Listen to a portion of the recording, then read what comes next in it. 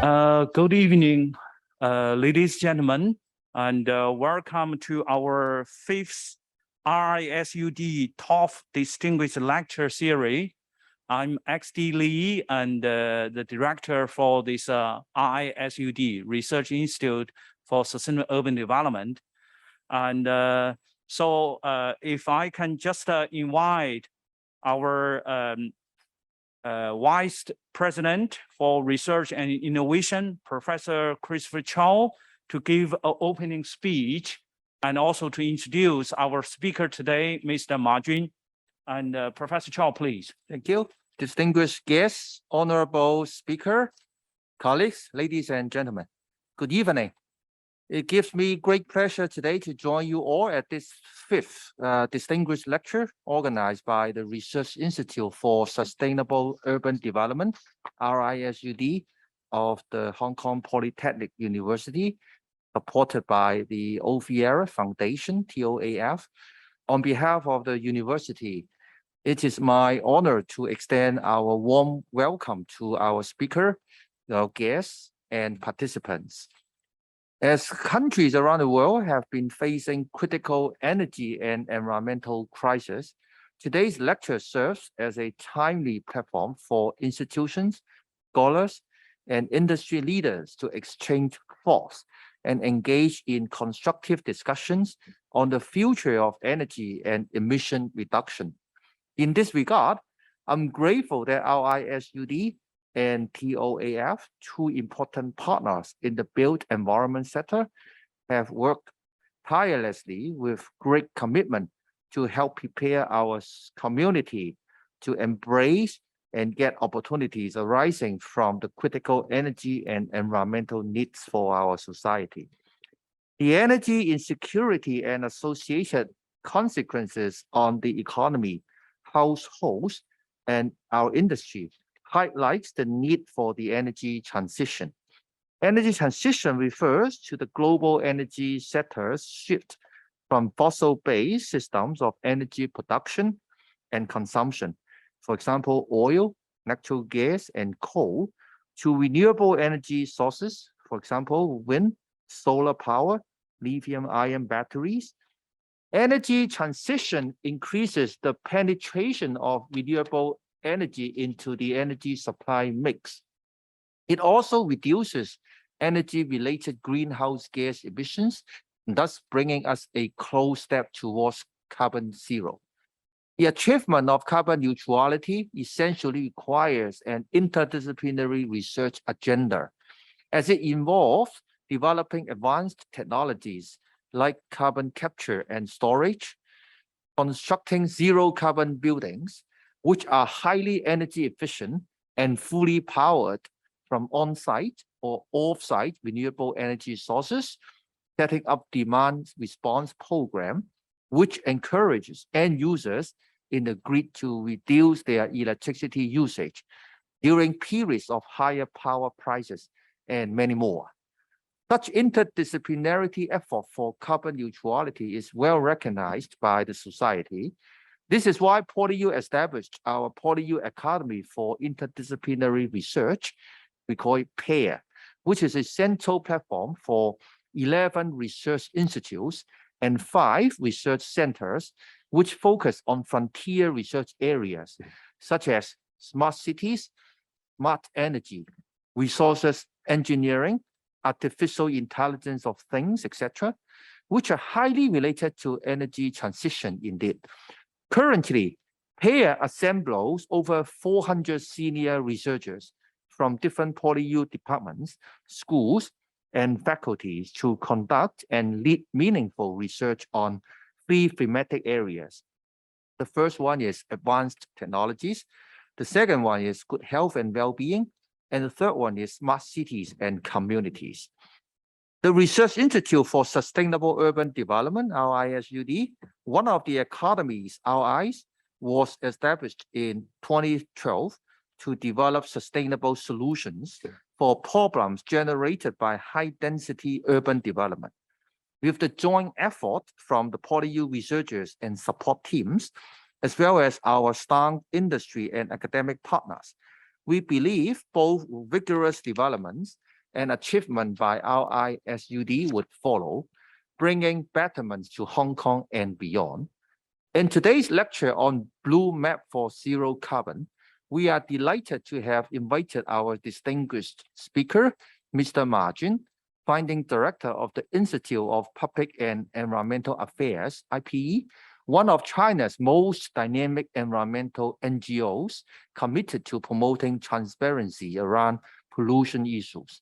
IPE has developed a number of databases and indices which give important information for and facilitate the management of environmental pollutions. These include the Blue Map Pollution Database, the Zero Carbon Map, carbon indices that evaluate contributions by provinces, cities, companies, and major brands to China's dual carbon goals. Mr. Ma's dedication to sustainable development is well recognized by a number of prestigious awards throughout his professional career. These include Green Person of the Year in China, the world's 100 most influential people in Times Magazine, Magsaysay Award, Goldman Environmental Prize, Skoll Award for Social Entrepreneurship, etc. A professional exchange like today's lecture would be crucial for us to learn from each other's experiences, solutions, wisdom, and inspiration, thus enabling the identification of new technologies, direction, and foresight to bring to the nation's Blue Map for Zero Carbon. I'm hoping that through the active exchange of ideas and views, as well as sharing of practices and experiences, together we shall be able to gain better insights into the scientific and technical issues at all levels in connecting academic disciplines and technologies. I look forward to seeing your active discussion and participation in this lecture. Thank you very much. Thank you, Professor Cho, for the open speech. As Professor Cho is going to attending another function in a minute, so I would like to take an opportunity, we can have our group photos within the panel members. So also I would like to invite our chairman for this panel discussion is Dr. Ricky Cui, who is over Europe R&D director in the East Asia regions. And so Ricky, please. And also if I can invite Dr. Tony Lam, who is the director for decarbonation and sustainability of Over Europe Group Limited. And then Professor Cho and Chris Cho is our vice president for research and innovation. And Professor Chen Qingyan is our director for the PolyU Academy of Interdisciplinary Research and the chair professor in bioenergy and building. And also we have Professor Jerry Yan, who's the chair professor of energy and building from building and energy and environment engineering department, BEEE. Okay, I'll join.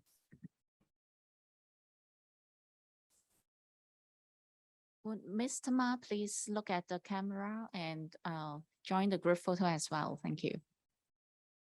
1, 2, 3, smile. Another one, 1, 2, 3, smile. Okay, thank you very much.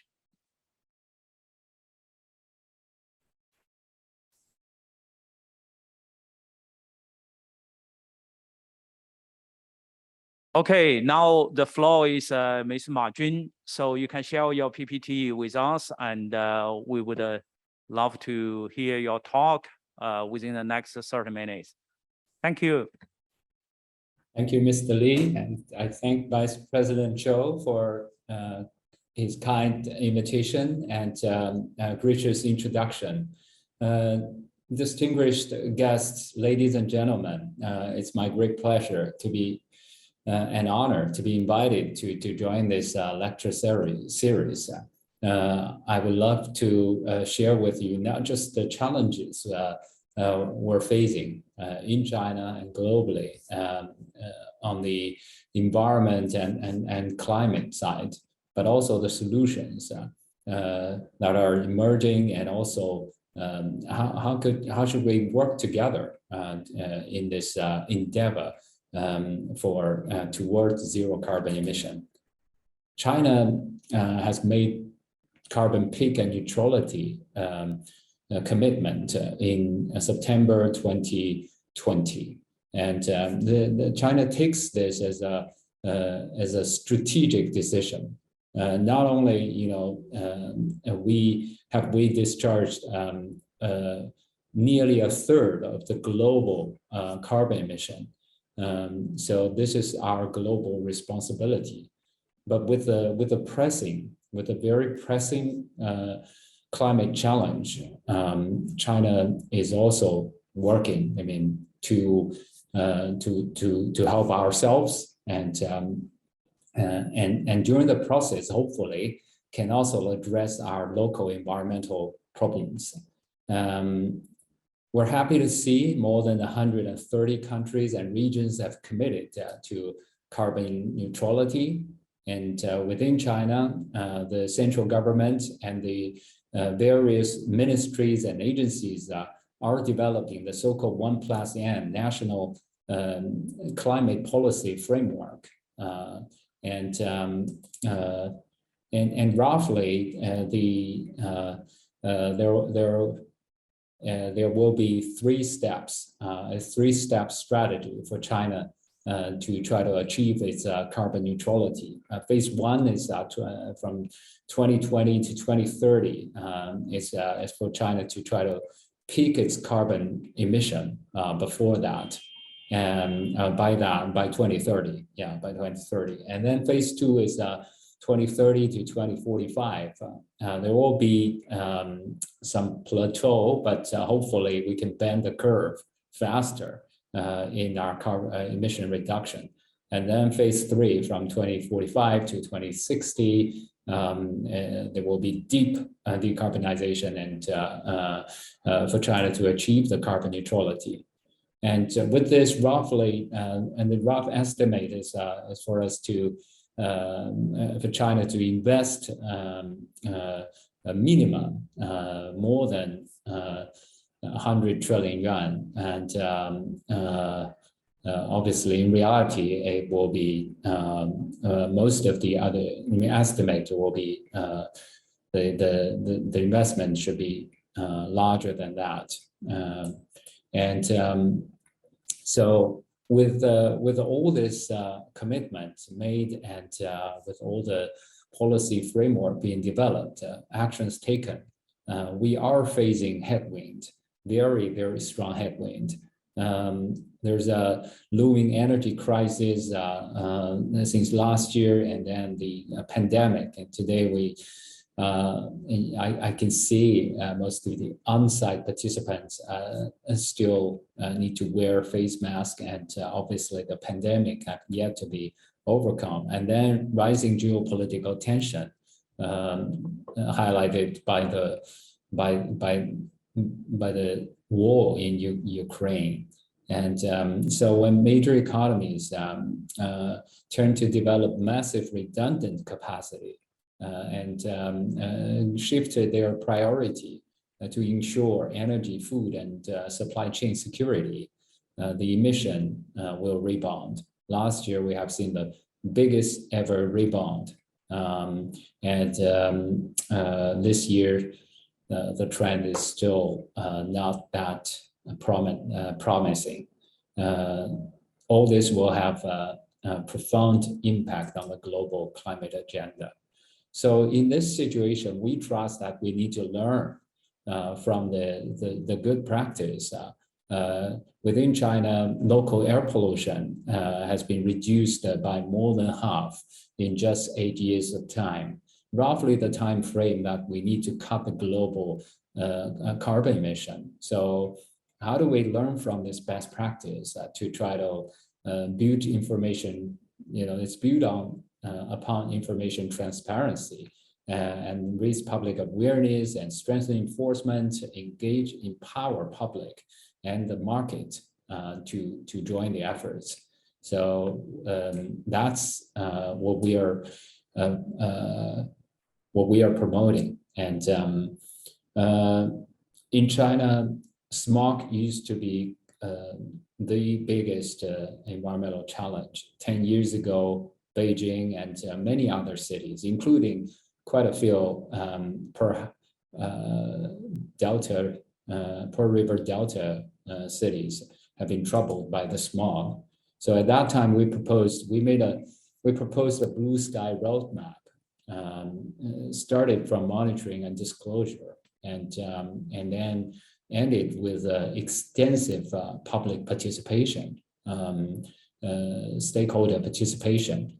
And during the process, we started gathering all this environmental data and promote transparency. And we have seen a historic progress made in China toward that. Today, we can every day track 5,000 sources and gather a large volume of environmental data, especially the data related to the corporate performance. On the air and water quality data, during the past 16 years, we have seen a vast expansion of that as well. So we integrate that into our Blue Map app, providing more than 4,400 air monitoring stations, more than 20,000 water monitoring stations, and on the soil risk sources, but most important, the online monitoring data on some of the largest emitters in China, tens of thousands of them. And when we visualize them based on their compliance performance, we're happy to see tens of thousands of people, of micro reports, the so-called, being filed by the social media users, and they tagging the official account, making that a special kind of reporting against polluters, and thousands upon thousands of emitters for the first time openly address their violations. So this helped to strengthen the enforcement and enhance the cost of violations.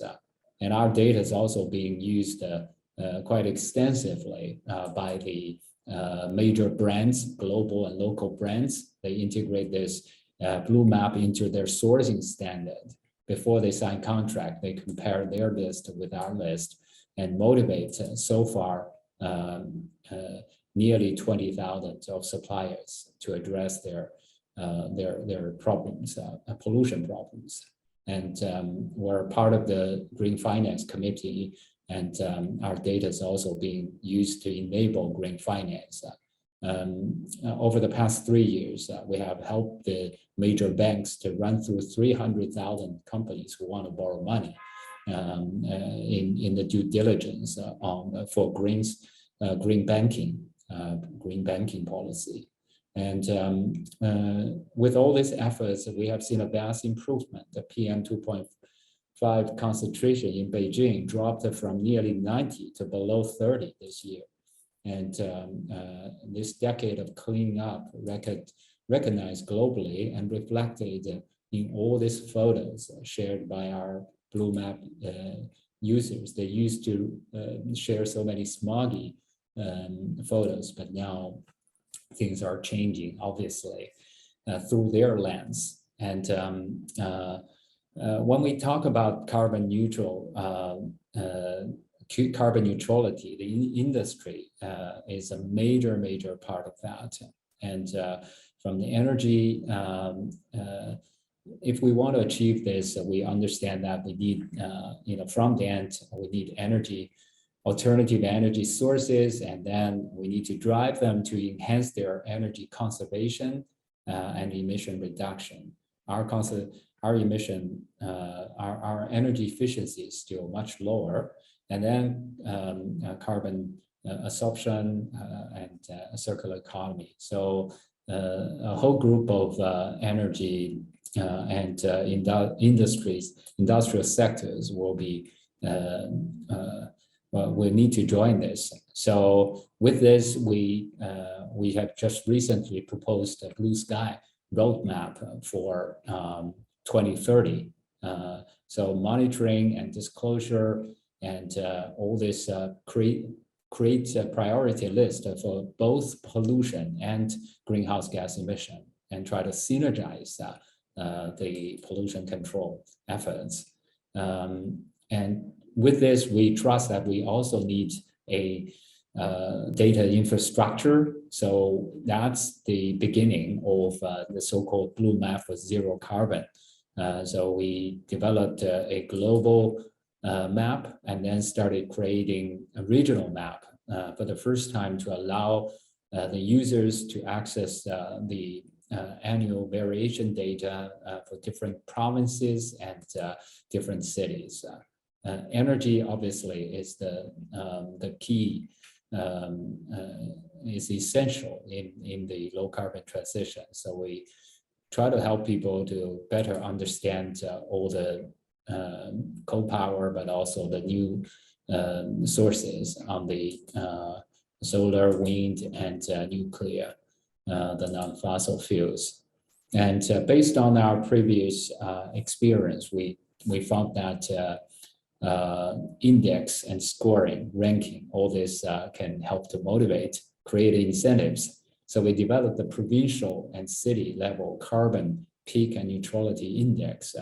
And based on the data, try to develop science-based program to assess the climate ambition and low carbon status and emission trend for different provinces and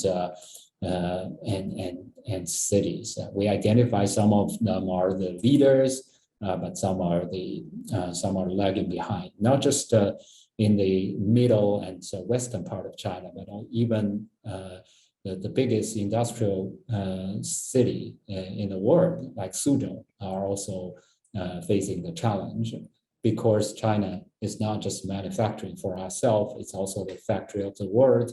There's a lot of embedded carbon in our exports. So at this moment, the industry account for a much higher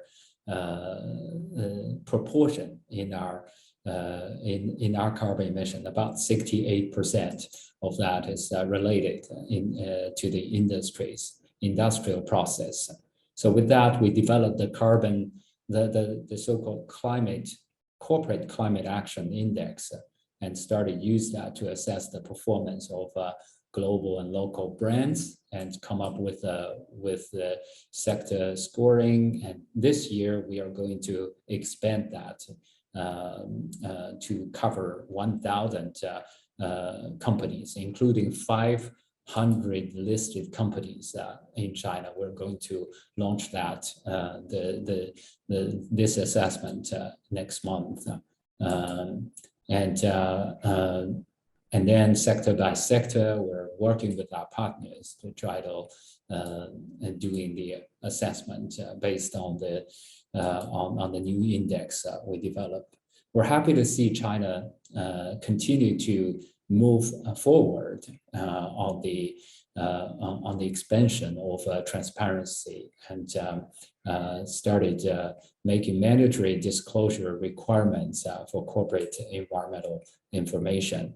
And we're happy to see the carbon market for the first time motivated some of the largest emitters, like all the coal powers, to openly disclose their carbon data. So we managed to collect some 3.5 billion tons of them, of such disclosure. But all these orange dots are the companies that with very high energy consumption and carbon emission, but have not been able to disclose their carbon data. So through this, we decided to develop digital solutions to enable more corporate disclosure. So we developed corporate emission accounting platform, and this 2.0 version can help them to do it in a cost-effective way. And we also tap into AI and big data to try to help to develop digital tools to help this. And then the increasingly the number, I mean, as I said, now the number have reached nearly 20,000 openly address their problems. And we are happy to see so many corporations made their commitment from Paris to Glasgow in terms of their own zero carbon commitment. But we need to help to create accountability so that they can consolidate this. So we developed the corporate accountability map, and we have just launched this map. This is in China. We're covering all these brands and listed companies, and in America, in Europe, not just to highlight their commitments, but also the progress, how much progress they made, especially in their vast supply chain, quite often based in China. And we're tracking the performance of 10 million, more than 10 million companies in China, and color code them based on their emission and on their performance. Happy to see some of the largest banks, including some of the state-owned banks, started tapping into our digital solutions to do the accounting. Another infrastructure program we participate is this product LCA carbon footprint factors database. We hope to develop this to enable more credible carbon labeling and enable consumer choice. Last point is about we need to engage people. One of that is for waste sorting, garbage sorting, and our Blue Map users take a picture and help us based on our index can help to for us to assess 100 cities in terms of their performance. So this is based on crowdsourcing, and also plastic reduction map, and also based on AI, help people to take pictures, identify species, and also we trust that awareness building is extremely important. But people need, we need to visualize that. We need to lower the threshold for people to understand the carbon climate issue, because it's more complicated than the smog or water pollution, which is more palpable. So I stop here. I thank you for your attention, and I'm happy to open the floor for any questions. Thank you. Okay, I thinking, thank you, Marjin. I will passing our panel discussion to Dr. Ricky Trey to chair about this follow-up. Thank you. Thank you, Professor Lee. Once again, thank you, Mr. Ma, for your wonderful presentation. And also, I would like to thank PolyU for holding this wonderful event. I'd like to, let our panelists to, speak. So that's why I'm going to ask what I call a warm-up question. After you guys hear what Mr. Ma just said, what's your immediate reflection and what the kind of insight that we can gain from that presentation? If you don't mind, shall I invite from that side first, Professor Lee, what kind of insight probably we can gain from the presentation today? I thinking what I have see from Ms. Marjin's presentation. So this blue map covers so many different areas. I just want to really congratulate so for about this IPE's effort to collecting quite a number of information regarding wide variety of environmental issue, even about this plastic, compare about recyclability or other things. So one of my quick questions, so how the data collection is based only on this kind of government data or individual or kind of like a district level can uploading their own data to your database? Thank you, Mr. Professor Lee. I really appreciate your question. And yes, data to us, data transparency is extremely important. We trust that environmental and climate challenge is so big and so complex. We need extensive participation, but transparency is almost like a prerequisite for that. But in China, I believe you all understand China data can be also quite sensitive in China, and especially 16 years ago, when we got started, data can be very sensitive. Some of the environmental data could be considered as a state secret, and so with that, we made a decision that first and foremost, we're going to use government sourced data only at the beginning. And it sounds beautiful, but there's not much data available at the beginning. So we developed an index to assess the performance of 120 cities. We continue to do that for over 10 years of time, and identify gaps, but also best practice. And during the process, witnessed a real and historic progress made in China's environmental transparency. 16 years ago, we started with only less than 2,000 records of violations, but today, 2.6 million of that. And many of that every day, much of the data is real time based on online monitoring. So millions of pieces of data every day. So it's very, very big difference. And during the process, we're seeing the second wave is for the corporations to make their self-reporting. They have been required by the government to install online monitoring and started reporting. And so this is the second major source of our data. And when tens of thousands of them started coming to us to engage, to deal with their violation records, they also started making all this disclosure, explain what went wrong, and try to measure and report their footprint. And then the third wave is about third source is from people. That happened only very recently. This is based on a much higher trust built between NGO like us and government agencies. I think during the process, they can see that transparency have not actually disrupted our society.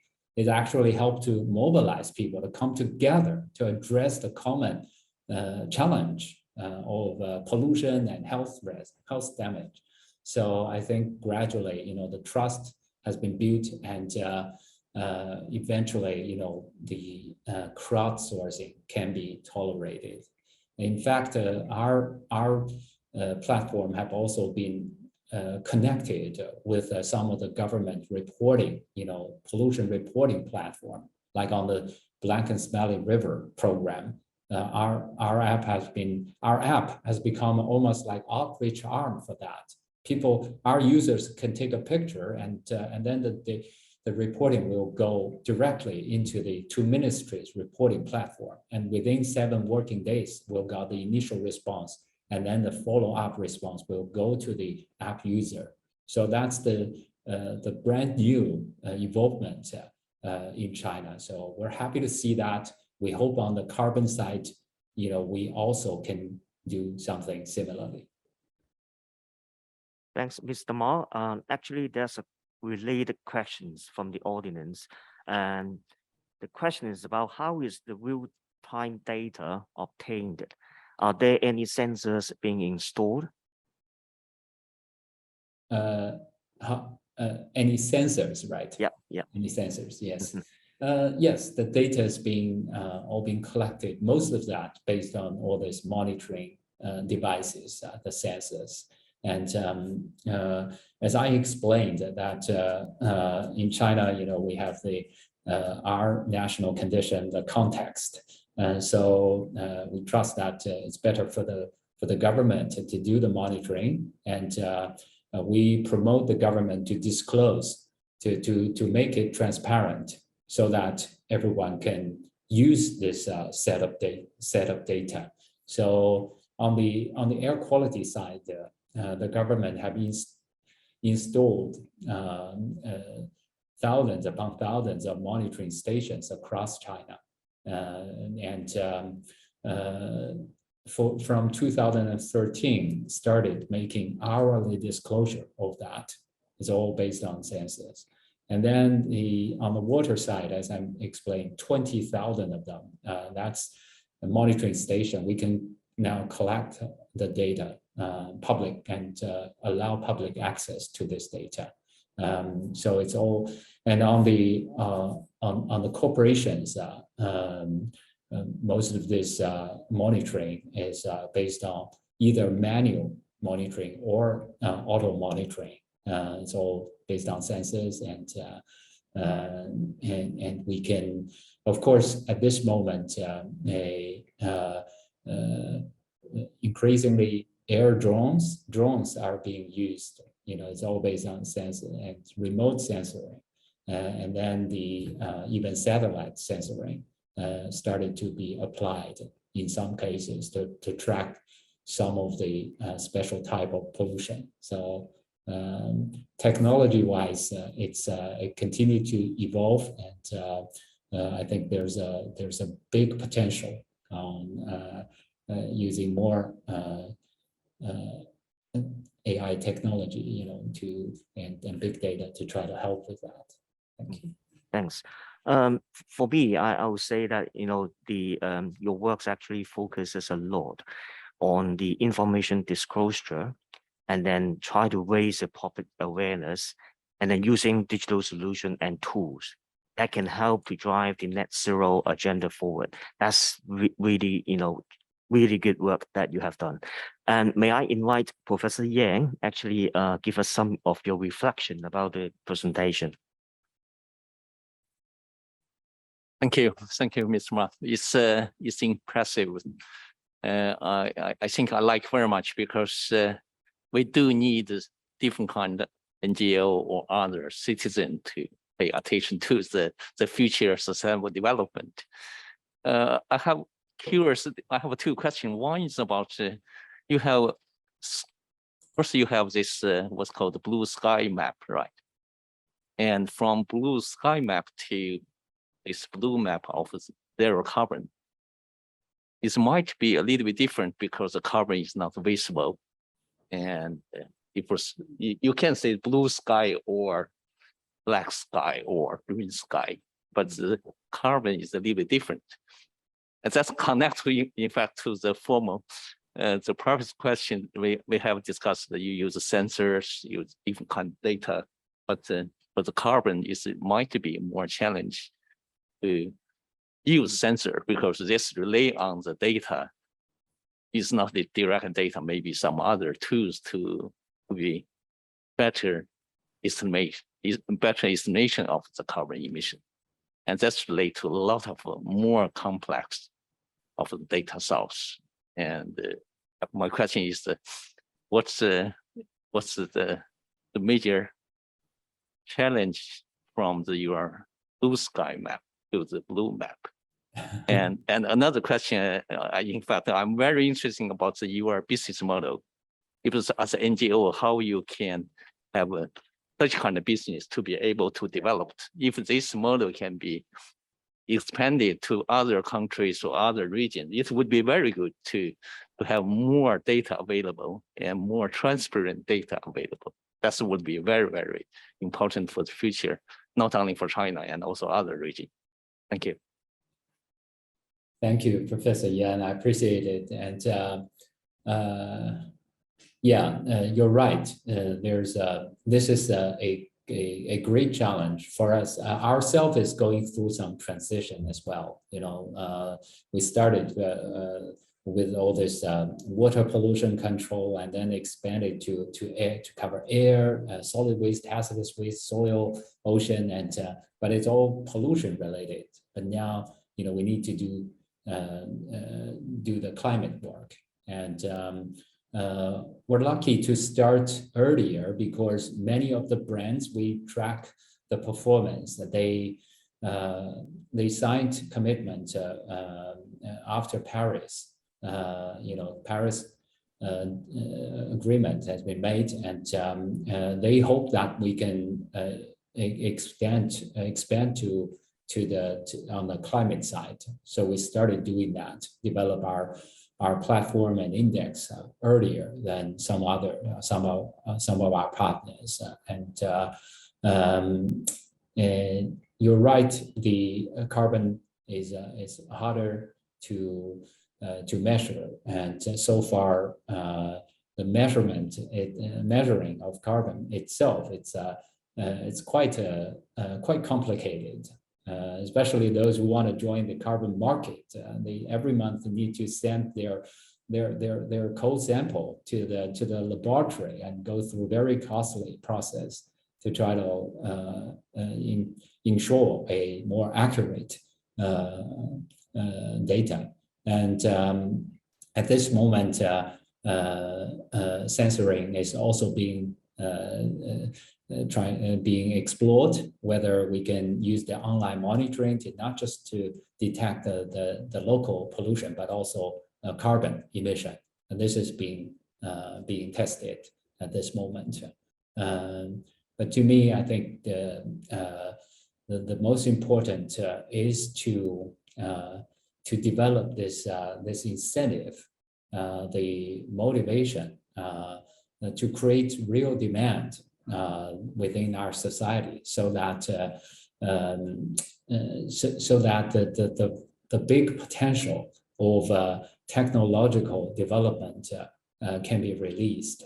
If we only talk about carbon peak and neutrality, but actually, the regions and neither the regions nor the corporations feel the need, feel the urge to try to apply all this, to look for solutions, then there won't be real demand. There won't be real, the big potential cannot be released. We have seen that when we suffered from weak enforcement of environmental law and policy, more than 10 years ago. And now I think on the climate side, we also need to build public awareness and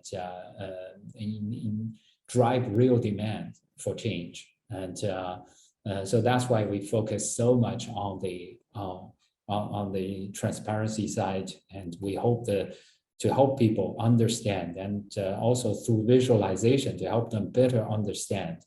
The most recent efforts we're trying to unlock the public awareness building is to develop another application to help people take a picture and then use AI to identify the object, and then based on our LCA database to come up with a carbon footprint, so that everyone can understand in their daily consumption. There's embedded carbon everywhere.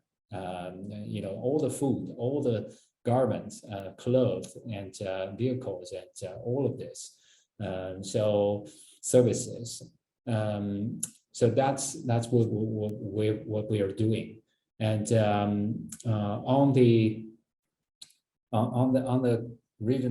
collaboration side, China's practice and China's success in dealing with local pollution have aroused some attention from the neighboring regions. We have been invited to India. We have been invited to Vietnam, and actually, Vietnam prior to the pandemic, I was invited to meet with the environment minister and then another top leader, and they expressed their very big interest in China's solutions. So they try to set their government delegation to China to try to learn from that. And now we are virtually trying to help with the Vietnam's national reporting platform. And so we are very happy, and also even some interest from Africa, from some of the other developing countries. Our digital solutions, all this digital measuring and accounting and factors, emission. If we change the emission factors, can be easily adapted to some other regions. We're more than happy to share that. And we are a nonprofit, so far we haven't got a very solid commercial, any sort of business model. Very much of our funding is coming from foundations support. But in more recent years, when our data is being tapped very extensively by the big investors and banks, they started paying us and helping to make our own work more sustainable in that way. But we built a firewall between us and the corporations we supervise. So that's why so far so far haven't got a real business model. But we work with our partners. They are the market-based interface. They can deal with the corporations. We remain to be a nonprofit. Yeah, thank you. Thanks, Mr. Ma. May I invite Dr. Tony Lam just to give your reflection on your presentation. Thank you, Mr. Ma. So presentation is very impressive, and I really think that data very important, particularly for the work and carbon neutrality, because the data can help us to identify the issues and also can let us know the benchmark, and also can help that different parties to set up the carbon reduction roadmap. And I think I can represent the industry practitioner as a consultant that I helping different companies, particularly for the real estate sector, to help them to set up the carbon reduction roadmap. That's the short-term, mid-term, and long-term reduction. But definitely the data is very essential to help us to set up the target, and also what kind of implementation works that we have to do. I think that's for the company, like say the real estate company, that they always need to look at, I think all of them look at the scope 1, scope 2, and scope 3 of the carbon emission. So for the scope 1 and scope 2, that I think sometime they can review their building. So I think this would be another level. That's for the building level. That's the mainly the energy consumption in the building. That's more in detail, like the lighting, air conditioning, or other usage in the building. So that they form a micro scale of the database that we have. But we always think the challenge in the scope 3 that it is more passive for the project team or for the clients, because this is something like the use of the materials that, as Mr. Ma said, the materials, their carbon factor, embodied carbon in that materials, that would we need this kind of database to help us to identify that how to select the materials, and how large or how small is the scope 3 emission, so that they can understand their current situation. And also that I think that we the industry should work together, particularly for the scope 3. That I see that from the presentation from Mr. Ma, that's a different top company or manufacturer in China that they already have some data to share in the platform. So there's a form a very strong database for as the of myself as designer or on the client. That's how to select the appropriate materials, particularly for the construction industries. We need the data like for the concrete, for the structure elements, for the steel bar, And recently, people also talking about the building services component. What is the embodied carbon? So definitely that I don't have a particular question, but I see the synergy that we as the whole industry can work together to push on the carbon neutrality for our country. Thanks, Tony. Related to that topic, actually, we've got one question from a professor. Now, on your corporate greenhouse gas emissions accounting platform, what emissions are you reporting for organization? Is this scope 1 and 2, or is it all scopes 1, 2, 3, and why? How do you normalize the data to allow comparison? Yeah, thank you. Thank you for this question, and thank you, Dr. Lam, for your comments and reflections. Yes, when our greenhouse gas emission accounting platform at this moment is mostly it's developed to first help with the major emitters, the raw material and energy companies. So most of their emissions is coming from they're in the scope 1, either scope 1 or scope 2. So we will hope it can help to do the accounting on power, on the power they consume, on the heat, and the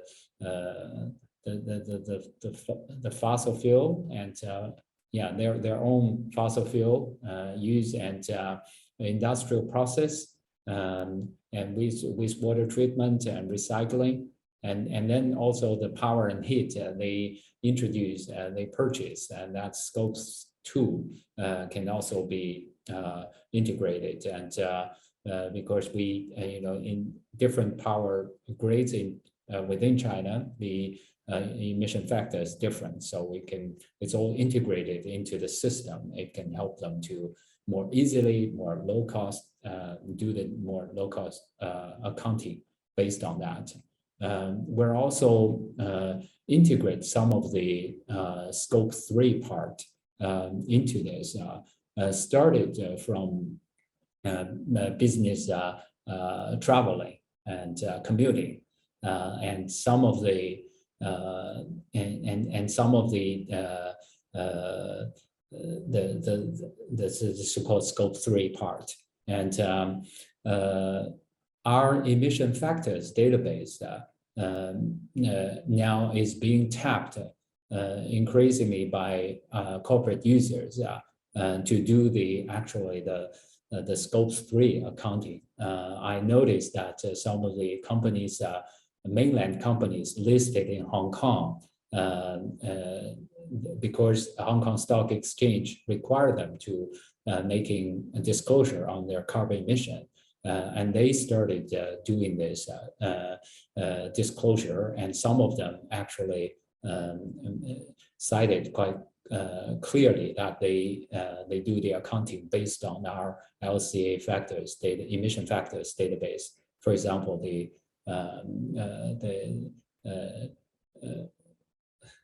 what's it called? It's Merchant Bank of China, and quite a few others are doing that. And I absolutely agree that scope 3 is very, very important, and that's the scope 3 is also the most difficult part. And at this moment, it's mostly just based on rough LCA estimate, but we are urging, we're hoping to help the major brands sourcing from China to do the real, do the accounting based on real emission data collected through our system. And because if they want to really achieve carbon neutrality, zero carbon, net zero, if they really want to follow their commitment, then they need to cover the scope 3. And they cannot really do it only based on the rough estimate. They have to do the real on-site accounting, and our tools are now being used by quite a few major brands in China. Yeah. Thanks, Mr. Ma. May I invite Professor Chen, give your reflection to the presentation. Yeah, thank you very much. Thank you for Mr. Ma for your wonderful presentation. I really learned a lot, and then I also can appreciate, how difficult you can get the data and present the result away. I remember that a couple of years ago, when I look at the air pollution data Tianjin University, and we always find a little bit of discrepancies between our measured data and the government wanted to do the collaboration to see what the cause of the discrepancies we find. So but you are right. I mean, in the past 10 years or so, China did great job, air pollution. And this is, everyone can see that, right? If you look at the particle, I mean, the PM 2.5 targeting, you can see with that. But on the other hand, when you reduce the PM 2.5, probably you will increase ozone level. So as a result, I mean, in terms of a health impact, they are comparable. So might not be always just one way. That's one thing. You will have the challenges of energy, I mean, the carbon reduction in the space. Because look at like in buildings, right? You mentioned that 18% of carbon from buildings. But the buildings has a very long service life. When we build a building, often think service life 70 years. So how could you reduce the carbon emission in the existing buildings? Because they are still have maybe another 40 years. And then if you look at the industry, major part of carbon emission mentioned 68%. Now, actually, salary increasing in China, and then also some industry. And those lower hanging fruit, I mean, is taken. If we wanted to further reduce the energy consumption, just use like carbon emission, so that will cost a lot of money. I think as an NGO, you also like to get recommendation from government. So what type of challenges you see ahead of us? Thank you very much. Thank you, Professor Chen. I really appreciate that. I think you're right. The building industry is really carbon intensive, especially in China, because it's all coal-based energy sources. It's based on that, and roughly more than 40% of the carbon emission is somewhat related to the real estate industry, the property, and also the infrastructure construction. And so to deal with that is extremely important. So during the construction, we try to, when we do the life cycle assessment in China, the footprint during the construction process is much higher than some other countries. So we first need to deal with that. We're working with a whole group of real estate companies, including Vanke, to try to green the supply chain. And we're happy to see in their collective sourcing process, they started tapping into our data to develop we help them to develop whitelist and now blacklist and hopefully green list.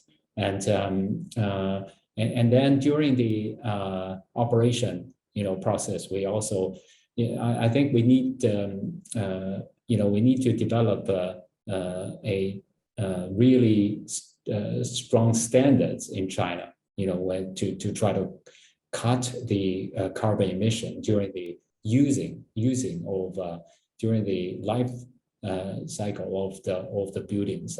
In China, I think there's a strong, still a big gap there. So in our regional, provincial and assessment, carbon peak and neutrality index, this year we integrate a parameter on the ultra low carbon emission building index. We try to promote the local regions to respond to the national policy to try to make a mandatory requirement for this ultra low emission buildings to be expanded.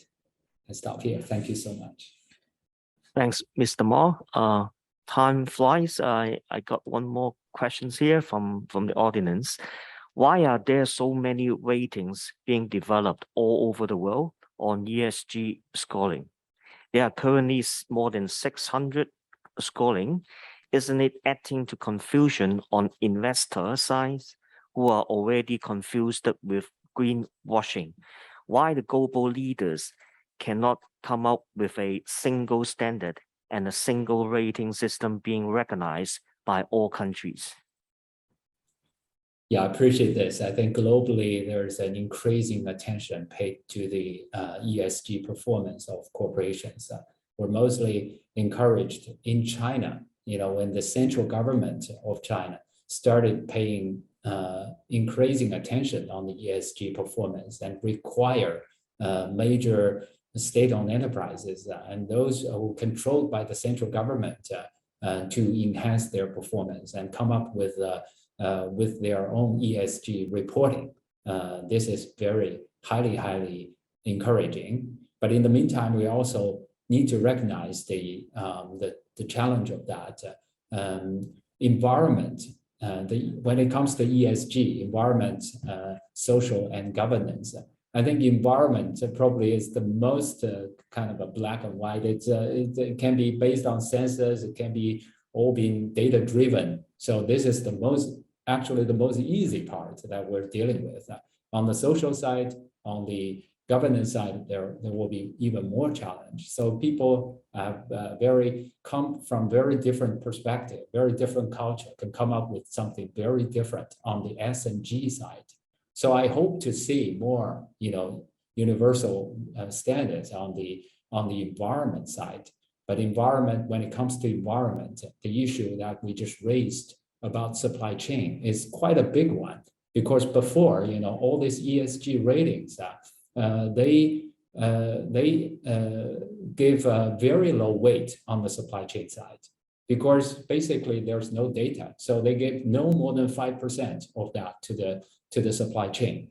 But actually, the carbon footprint, the environmental footprint could be 40, 50, or in some cases, 70 or 80% of the total. So that's why, our tracking within China, from this factory of the world, this perspective, I think, could be supplementary. We're not trying to, overtake others, but I think this could be helpful for the other part of the world to understand that there's another part of this, and a very big elephant in the room that we need to pay attention to. So our data now is being tapped by quite a few rating system. I'm happy to see that. I hope there will be more collaboration. So far, the data collaboration is getting slightly more difficult. I have to put it that way, because the geopolitical tension, data, especially within the mainland and outside, it's getting more difficult. But I do hope that the investors, not just within China, but globally, can understand that in China is no longer a black hole of data. It's actually have a vast ocean of environmental data and climate data. So if they pay attention, if they want to know, there are much better chance to get a better, more accurate image, corporate image on their environmental performance. Thank Thanks, you. Mr. Ma. Just want to open to the floor.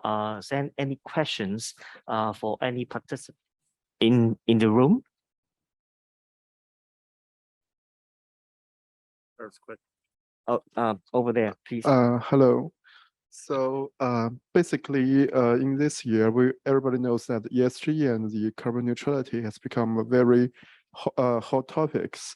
And actually, following the quick development of the carbon market, everyone says that, okay, we want to have a standard or kind of criteria to evaluate and measure the kind of something like the carbon emission or something related to carbon neutrality.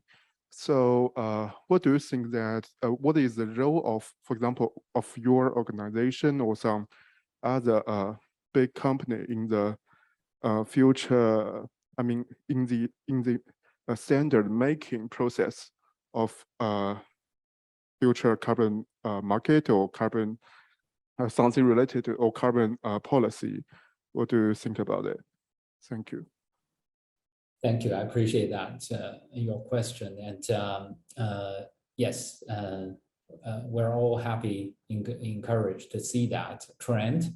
And in the meantime, we all, as some of our distinguished professors have noted, that carbon, measuring is not easy, and we have already seen some the so-called, before it's called greenwash. And now there's a kind of climate wash or transition wash. There are all these different kind of challenges. This, if we don't do it right, it could undermine the confidence and trust, and prevent the full potential to be released. So I do hope that stakeholders can all come together to try to work out something, and to me, an accountability mechanism is very important. Make sure that this mechanism can give encouragement to those who excel in their performance, but it can also identify the bad apples and can identify all the tricks and cheatings, and to make sure that to deter any of this bad performance. And so that's why we are working with our partners to develop this this map, and hopefully it can contribute into a global accountability mechanism. And based on that, try to work out more standardized measuring and reporting. European Union is leading in many of this process, and we have so much to learn from them. And I hope that eventually, EU and America, Japan, Korea, we can all come up with something that we can mutually, recognize all these standards. The dream is to give to have all these millions of companies that come up with their carbon disclosure, of course, based on more efficient and low-cost carbon measuring, and then set their science-based target through the digital solutions in an easier way, and then identify the road toward carbon reduction, also based more on the digital solutions, and then can also for the investors can be enabled with a more accurate ESG rating, and for the consumers to come up with credible carbon labeling. So we are involved in some of the work at the beginning. At this moment, I hope we can continue to contribute to that, and I hope to get guidance and from all the distinguished professors and researchers from this university. Thank you. Just check. Is there any further questions from the floor? Okay, please go ahead. Hello, Mr. Ma. Thank you for your presentation. One question about the future. So, current state, we want to achieve carbon neutrality. However, after like century of this 21st century, like 2060, after that, what we can do for the future? Do we want to achieve the carbon negative or something like that? And after we achieve the carbon neutrality, if we want to go to the route for achieve the carbon negative, can we inverse the effect that we have did to the environment? Can we recover us? So that is my question. Thank you. Thank you. I truly appreciate this. And obviously, you are one of the younger generation who can think about this. To me, you know, even the carbon neutrality is kind of nearly 40 years away. I'm not quite confident that I will live to see that. But to your all your younger generation, you know, the futures are yours, and I think potentials are really big. And we all trust that eventually, this is you know, before it's a kind of a industrial age, but now we're in the information age, and I think in the future, the technology, I think that's the most important. We all science and technology, I think that's the most important, and all this carbon neutrality can only be developed based on that, can be achieved based on that. But for us, you know, as an NGO, I think what we can help is to create a macro environment that will be positive, you know, that will support the science and technology development. You know, so far we have more than half of the technologies needed.